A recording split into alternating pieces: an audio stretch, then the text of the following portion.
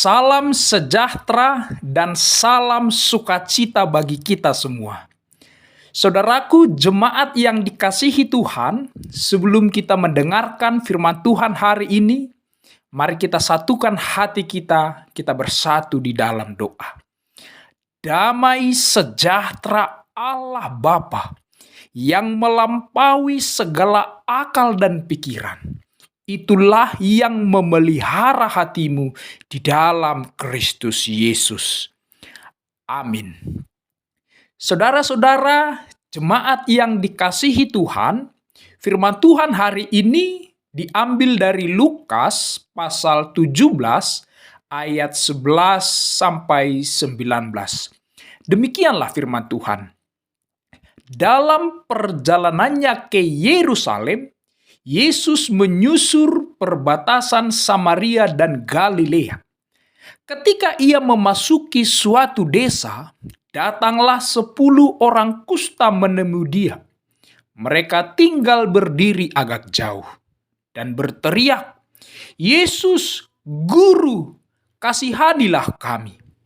Lalu ia memandang mereka dan berkata, "Pergilah, perlihatkanlah dirimu kepada imam-imam." Dan sementara mereka di tengah jalan, mereka menjadi tahir.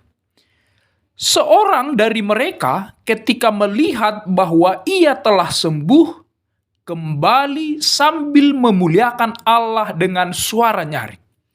Lalu tersungkur di depan kaki Yesus dan mengucap syukur kepadanya. Orang itu adalah orang Samaria. Lalu Yesus berkata, "Bukankah ke-10 orang tadi semuanya telah menjadi tahir? Di manakah yang 9 orang itu? Tidak adakah di antara mereka yang kembali untuk memuliakan Allah selain daripada orang asing ini?" Lalu ia berkata kepada orang itu, "Berdirilah dan pergilah, imanmu telah menyelamatkan." Saudara-saudara, jemaat yang dikasihi Tuhan, ada sebuah istilah seperti ini. Orang yang tidak tahu berterima kasih adalah orang yang tidak pernah bisa menghargai pemberian orang lain. Walaupun yang memberi itu sudah berkorban, berjuang dengan setulus hati, melalui pertolongan, perhatian, tetap saja semua itu dianggap sebagai nol besar. Seperti pepatah bahasa Indonesia yang berkata, "Kacang lupa kulitnya."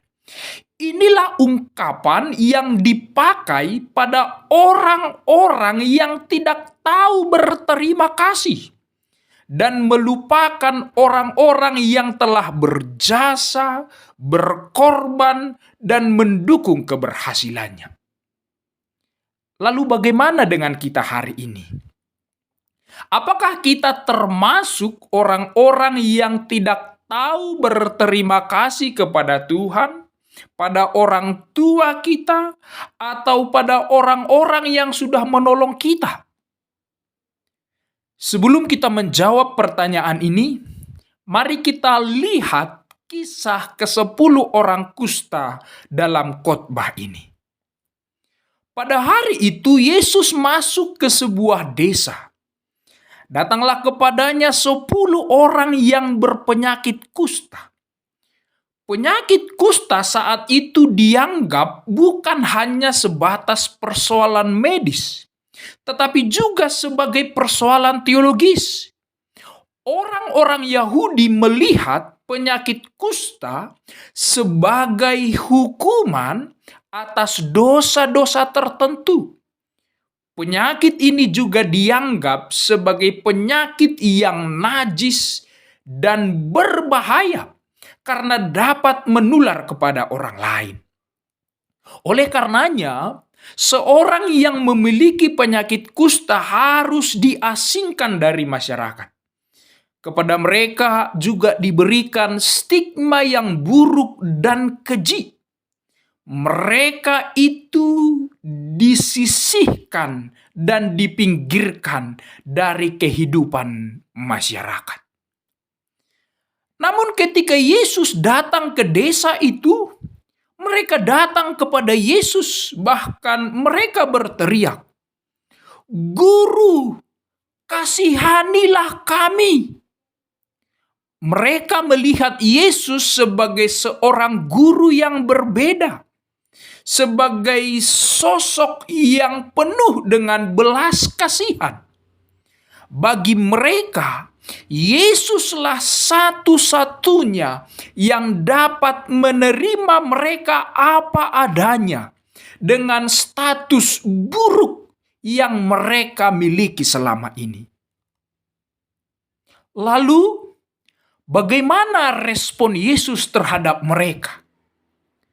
Ternyata respon Yesus tidak terduga. Yesus tidak menghakimi mereka, tidak mempermalukan mereka, tidak menghindar dari mereka, dan tidak menghukum mereka. Sebaliknya, Yesus menyuruh mereka untuk memperlihatkan dirinya kepada imam-imam. Kenapa kepada imam? Karena yang menjadi penentu saat itu, seorang menjadi tahir adalah imam. Dan ajaibnya, sebelum mereka sampai kepada imam-imam itu, mereka semua menjadi tahir. Mereka sudah sembuh. Mereka sudah pulih dari penyakit yang mereka alami. Kesembuhan mereka dari penyakit kusta itu tidak hanya kesembuhan secara medis, tapi juga kesembuhan atas status sosial dan agama mereka. Relasi mereka dengan orang lain dipulihkan, sebab mereka tidak dipinggirkan dan disisihkan lagi. Mereka sudah kembali diterima bersama-sama dalam masyarakat. Namun saudara-saudara jemaat yang dikasihi Tuhan, setelah peristiwa kesembuhan ini terjadi, ada perbedaan yang kontras di antara 10 orang yang telah sembuh dari penyakit kusta tersebut. Seorang dari mereka, dari bangsa Samaria, dia datang kepada Yesus sambil memuliakan Allah. Dia mengucap syukur dan berterima kasih kepada Yesus karena dia telah mengalami pemulihan dan penyembuhan oleh kuasa Yesus yang terjadi atas dirinya. Dia menyadari bahwa kesembuhan yang dia dapatkan saat itu hanya berasal dari Allah. Oleh karena itu, dia layak mengucap syukur kepada Allah. Dia layak memuliakan nama Tuhan. Dia layak berterima kasih kepada Tuhan karena anugerah besar yang dia terima dari Yesus Kristus.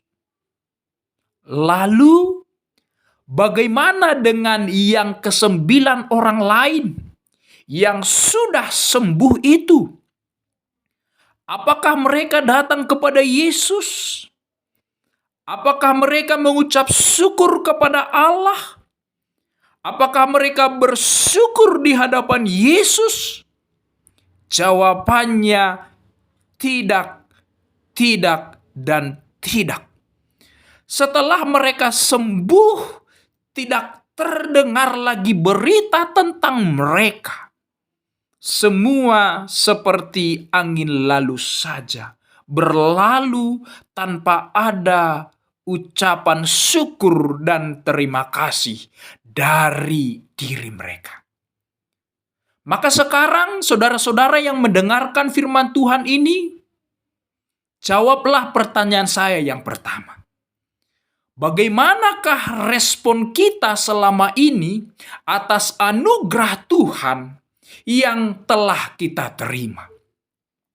Apakah kita datang dan mengucap syukur kepada Tuhan, memuji memuliakan namanya seperti orang Samaria yang sembuh itu? Atau sebaliknya, kita tidak tahu berterima kasih kepada Tuhan. Kita bahkan pergi dari Tuhan. Seperti yang dilakukan oleh 9 orang yang telah sembuh itu. Atau kita datang kepada Tuhan, tetapi saat ada kepentingan kita, ada maunya kita, ada keinginan kita saja. Tak pernah kita datang kepada Tuhan karena keinginan dan kemauan Tuhan. Hanya karena kepentingan dan keinginan saja kita datang pada Tuhan. Saudaraku jemaat yang dikasihi Tuhan, hari ini saya mau bercerita kepada Bapak Ibu, saudara-saudara sekalian, melalui cerita yang singkat. Ada seorang bapak-bapak yang naik perahu kecil, sedang menghadapi ombak besar dan badai yang sangat kencang. Dia sangat ketakutan. Dia sangat gemetaran. Dia lalu menjerit-jerit minta tolong. Mana tahu ada orang di sekitar itu yang bisa menolong dia. Karena tidak ada pertolongan, dia lalu berdoa kepada Tuhan. Katanya di dalam doanya, Tuhan, jika kau selamatkan aku dari ombak besar ini, hari Minggu ini, saya akan berikan kepadamu seekor kerbau yang besar. Tidak beberapa lama, ombak dan badai itu pun mulai reda. Kemudian si bapak berdoa lagi. Tuhan, jika engkau selamatkan aku, hari Minggu ini, saya akan berikan kepadamu 1 ekor kambing. Setelah itu, ombak dan badai sudah benar-benar reda. Dan jaraknya ke pantai sekitar 50 meter. Kemudian si bapak berdoa lagi. Tuhan, jika kau selamatkan aku sampai ke pantai, hari Minggu ini aku akan memberikan kepadamu 1 ekor ayam. Akhirnya dia benar-benar selamat dan sampai ke pantai. Tetapi ketika hari Minggu telah tiba, apa yang terjadi? Jangankan bulu ayam itu, batang hidung si bapak itu pun tidak kelihatan di dalam gereja. Dia benar-benar melupakan apa yang telah dia ucapkan kepada Tuhan. Dia tidak mau berterima kasih kepada Tuhan atas keselamatan yang sudah dia dapatkan. Dia tidak mau mengucap syukur atas pertolongan yang sudah dia dapatkan. Saudaraku, jemaat yang dikasihi Tuhan, hari ini saya berkata kepada semua kita, janganlah menjadi orang-orang yang tidak tahu berterima kasih, yang seenaknya melupakan semua kebaikan Tuhan. Sebaliknya hari ini, untuk seterusnya, jadilah orang-orang yang selalu bersyukur dan berterima kasih kepada Tuhan. Ingatlah satu hal, semua yang kita miliki hari ini itu adalah anugerah Tuhan. Karena itu bersyukurlah, berterima kasihlah kepada Tuhan. Angkat tanganmu dan naikkan pujianmu kepada Tuhan, bahwa semua hanyalah anugerah dan kebaikan Tuhan saja.